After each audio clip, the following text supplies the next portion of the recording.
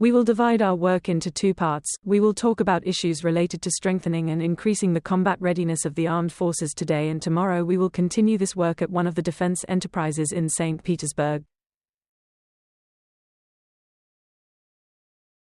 I would like to emphasize that we pay a lot of attention to the technical re-equipment of the Army and Navy.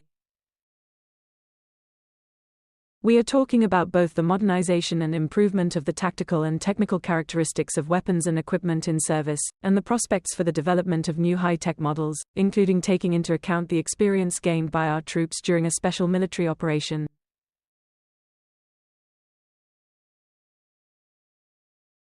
This experience is comprehensively studied in design bureaus and specialized research institutes, and on the basis of the conclusions made, optimal steps are determined to improve the weapons system and increase the combat power of the Russian army.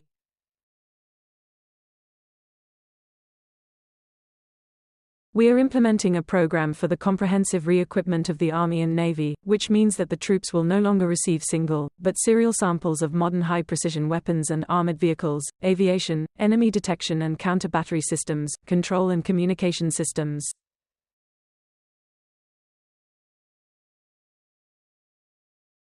and, of course, unmanned aircraft systems of various types, from strategic and heavy to small and ultra-small. And these are reconnaissance and strike systems, patrol, counter-battery, sapper systems, miners and fighters. We will discuss these issues in detail, as I have already said, and we will continue to discuss these issues at a meeting of the Military Industrial Commission. However, for the effective use of these weapons, we need highly qualified crews, that is, we need to have people who are ready to work on this equipment.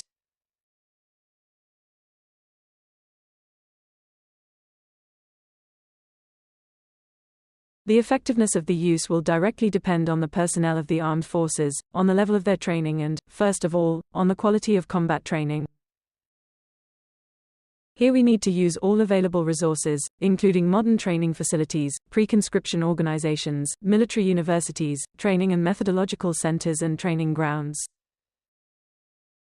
And both the defense ministries and the regional authorities should work together in this important area.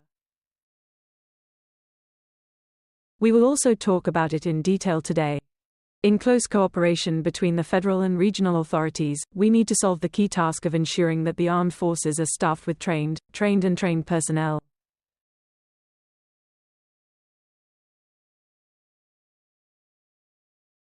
In particular, I mean units and formations of constant combat readiness of new military districts. It was to solve this problem that the recently published decree on the establishment of the authorized strength of the armed forces was directed. It will come into force on December 1st of this year. We will also talk about other issues related to the development of the armed forces. Let's get to work. I give the floor to the Minister of Defense of the Russian Federation, Andrei Belousov.